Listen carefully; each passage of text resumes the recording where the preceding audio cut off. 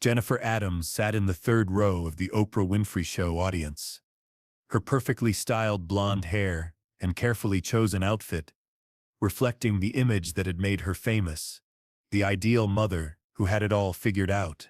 At 30 years old, she had built an empire teaching parents how to raise perfect children, 3.8 million followers on Instagram, a best-selling parenting book called Mindful Motherhood, and a blog that generated six figures annually.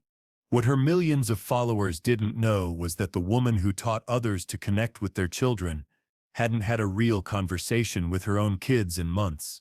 The letter she had written to Oprah 2 months ago had been composed after another evening of staging family photos while her children played video games in the basement, ignoring her completely.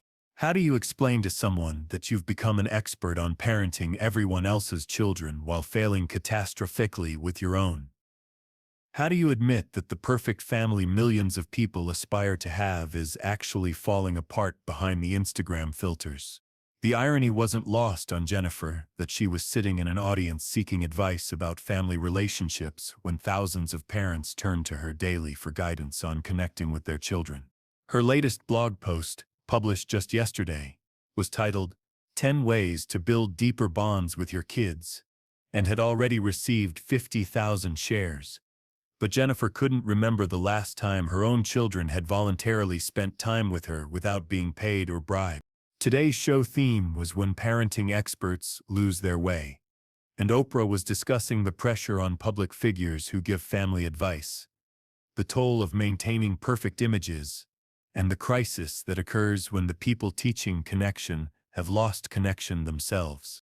Jennifer had been invited as part of the audience after the show's producers had been intrigued by her letter, though they didn't know the full extent of her platform or the depth of her family crisis.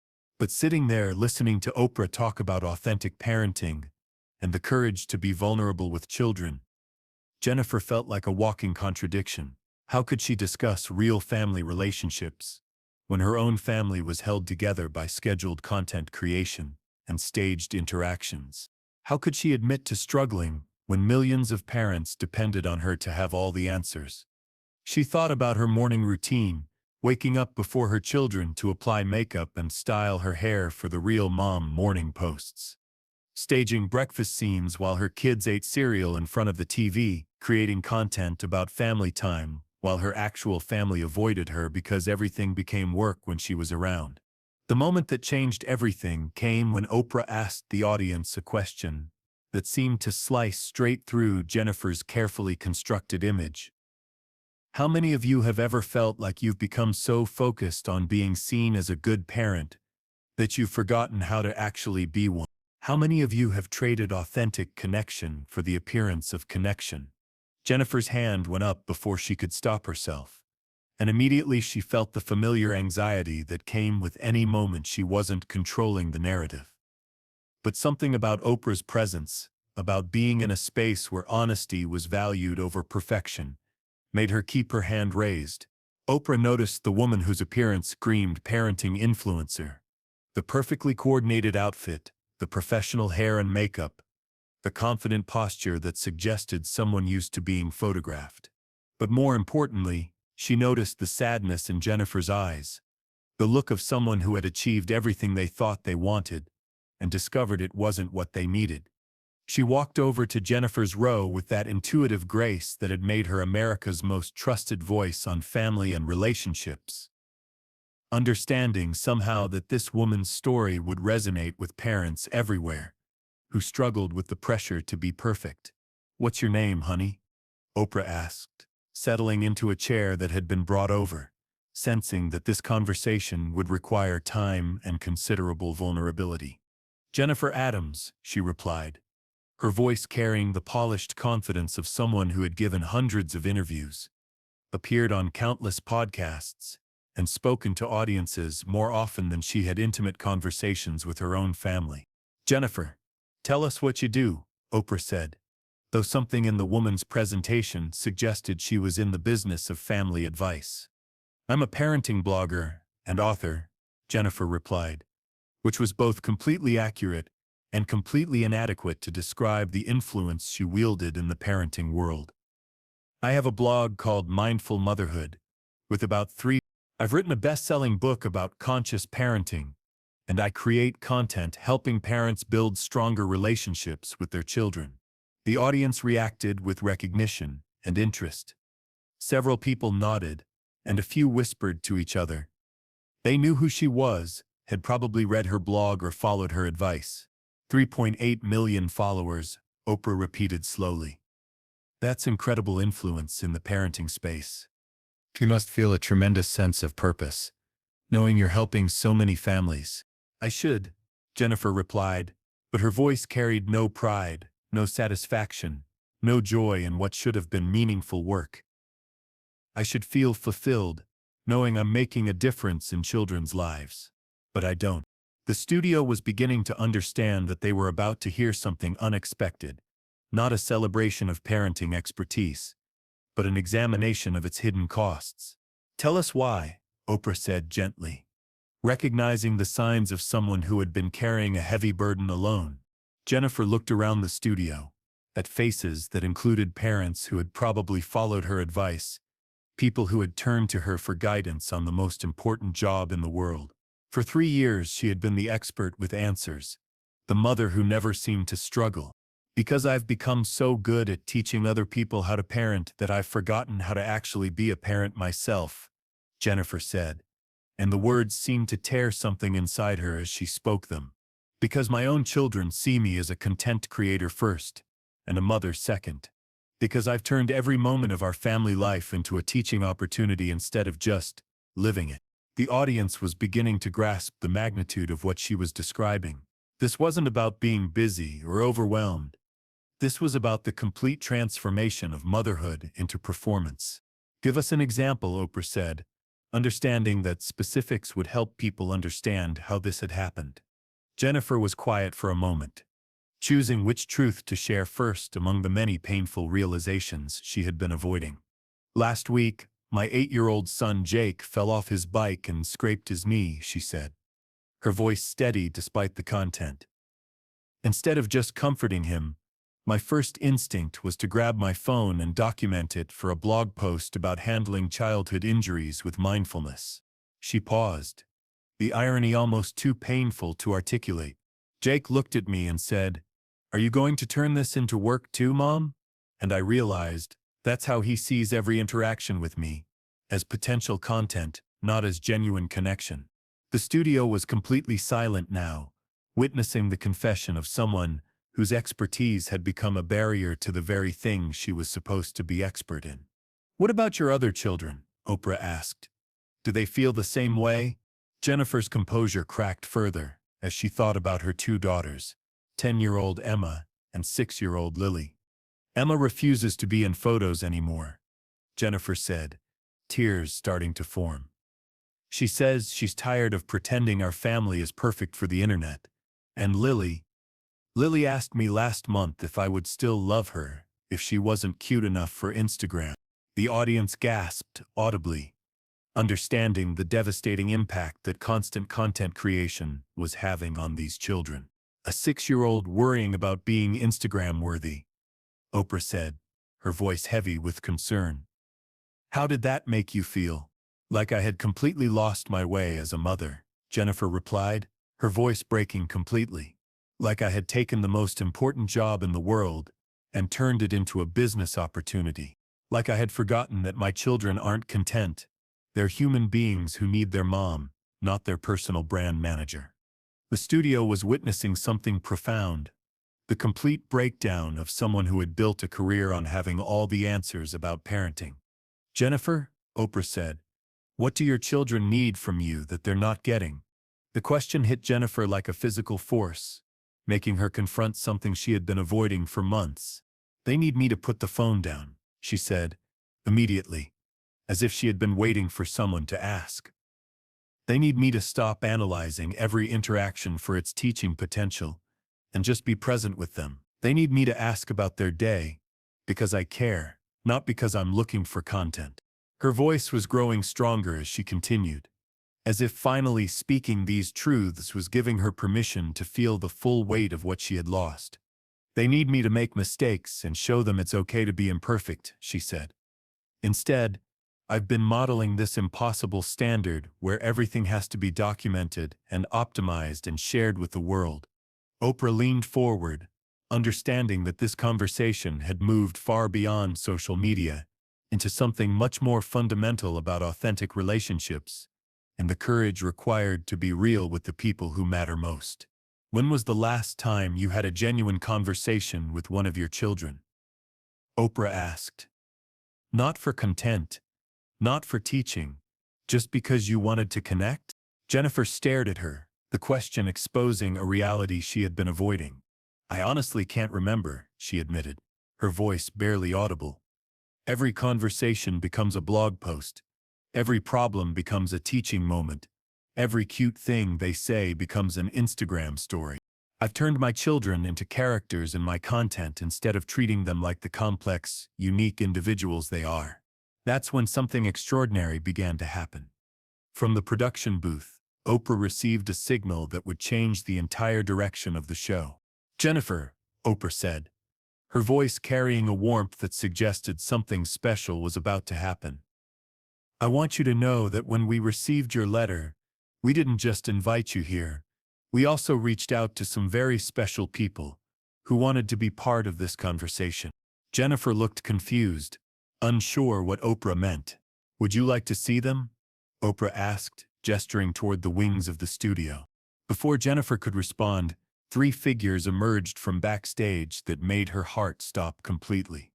Jake, Emma, and Lily walked onto the stage, not in their usual coordinated outfits chosen for photos, but in their regular clothes, the ones they actually liked to wear. They looked nervous, but determined, like they had something important to say. Jennifer stood up instinctively, her hands going to her mouth as she realized her children were there. Not as props for content, but as themselves, with their own voices and their own perspective on what their family had become. "Mom," Emma said, speaking into the microphone Oprah had given her, "we wanted to come here because we have some things to tell you."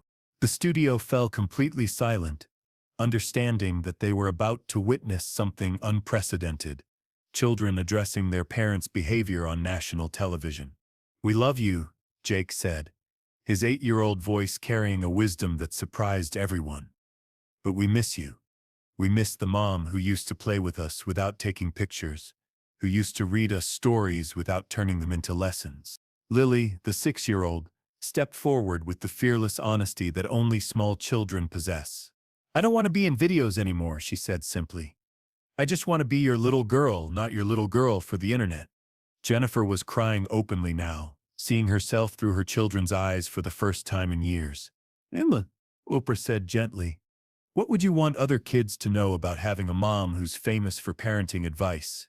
Emma looked directly into the camera with a maturity that was both heartbreaking and inspiring. "I would want them to know that perfect families don't exist," she said. "Even families that look perfect on Instagram have problems. And it's okay to have problems. It's not okay to pretend you don't." She turned to look at her mother. "Mom, your followers don't need you to be perfect.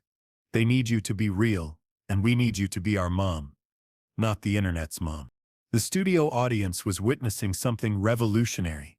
Children providing the parenting wisdom that their parent had lost sight of. Jake stepped forward with his own message. "Mom, remember when you used to make pancakes on Saturday mornings and we would all talk about our dreams? You never posted about those mornings, but they were the best mornings. Can we have those mornings back?" Lily asked, her small voice carrying the weight of a childhood that had been documented rather than lived.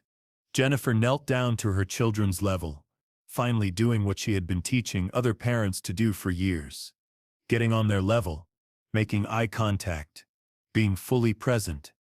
"Yes," she said, her voice choked with emotion. "Yes, we can have those mornings back. We can have all of it back." She looked up at Oprah, then at the cameras, then back at her children. "I'm so sorry," she said, addressing her kids directly.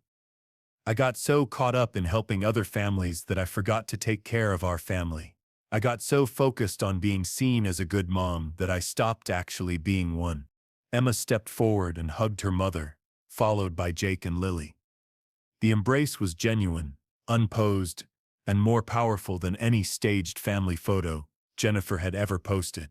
"We don't need you to be the perfect mom," Emma said into the microphone, still hugging her mother. "We just need you to be our mom." The studio audience rose to their feet in applause that wasn't just appreciation for a touching moment, but celebration of a family choosing authenticity over image, connection over content. But the transformation was just beginning. Jake looked at the camera with the earnestness that only children can muster. "To all the kids watching whose parents take pictures of everything," he said, "it's okay to ask them to put the phone down sometimes. Kids need their parents' attention more than the internet does." Lily added her own wisdom. "And to all the moms and dads who follow my mom's blog, your kids love you, even when you mess up. Maybe especially when you mess up, because then you're real." Oprah turned to Jennifer, who was still kneeling with her children, all of them in a genuine embrace that hadn't been staged or planned or optimized for engagement. "Jennifer," she said, "how does it feel to hear your children's perspective on your work?" "It feels like waking up," Jennifer replied, not letting go of her children. "It feels like learning what actually matters. I've been teaching other parents to be present with their kids while being completely absent from my own children's lives." She looked directly into the camera, speaking to the millions of parents who followed her advice. "I want every parent watching this to know something," she said, her voice carrying a conviction she hadn't felt in years. "Your children don't need you to be perfect. They don't need you to have all the answers. They just need you to be there, really there, not performing being there." The show continued for another 20 minutes, with Jennifer's children sharing more insights about what it was like to grow up in a family where every moment was potential content. They talked about missing their before mom, the version of Jennifer who existed before she became a parenting influencer. But the most powerful moment came when Oprah asked Jennifer what she was going to do differently. "I'm taking a break from creating content," Jennifer announced, making a decision in real time that would transform her career and her family. "Not forever, but long enough to remember how to be a mom without documenting it. Long enough to have conversations with my kids that never become blog posts." She looked at her children, who were beaming with relief and happiness. "And when I do start creating content again," she continued, "it's going to be different. It's going to be real.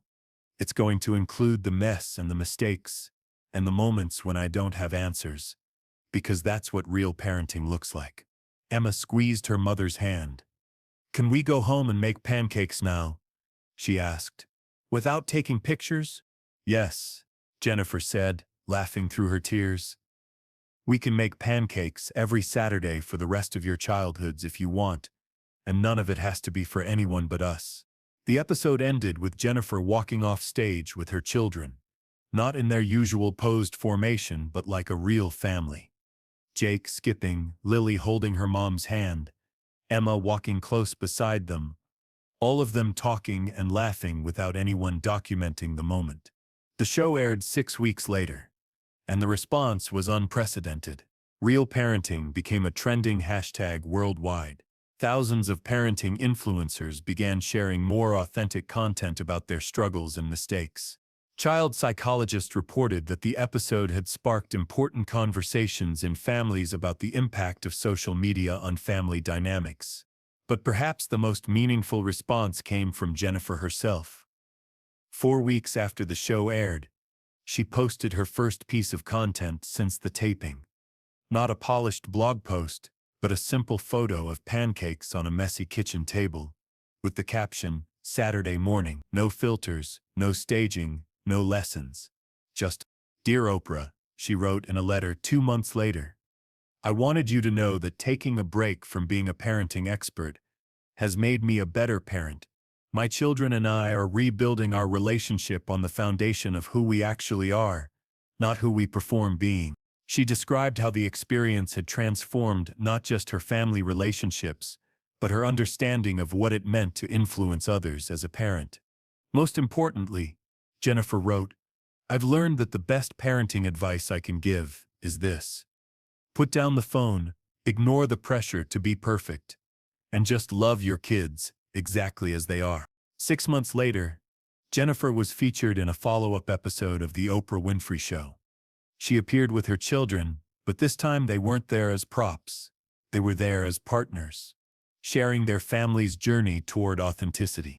The beautiful thing about stepping away from perfect parenting, Jennifer told Oprah during her return visit, is that my children finally got to see me as human. And when they saw me as human, they felt permission to be human too. Jake, now 9, shared his perspective.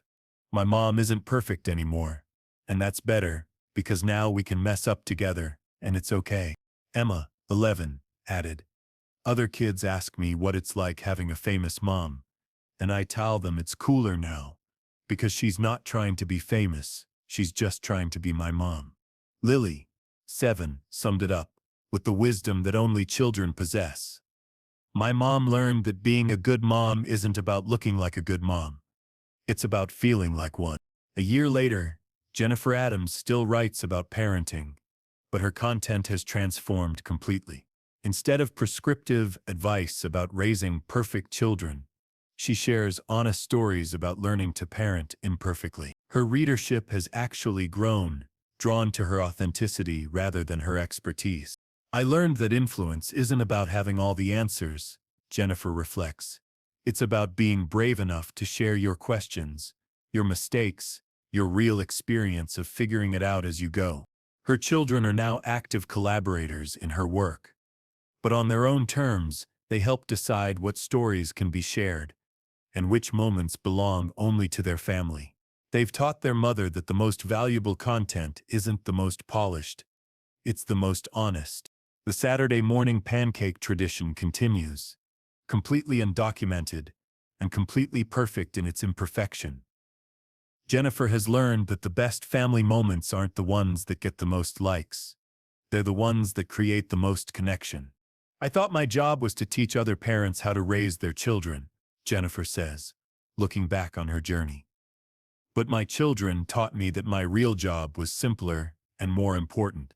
Just be their mom, fully and authentically, without turning it into anything more than what it is. Because sometimes the most powerful stories aren't about people who have all the answers, but about people who learn to ask better questions. Sometimes the best parenting advice comes not from experts, but from children brave enough to tell their parents what they really need. And sometimes, the most perfect family is the one that stops trying to be perfect and starts trying to be real. Jennifer Adams learned that lesson in a television studio, surrounded by cameras and an audience, when her children gave her the most important parenting advice she had ever received. Just be our mom. And in learning to be their mom instead of the internet's parenting expert, she discovered that authenticity was the only expertise that actually mattered.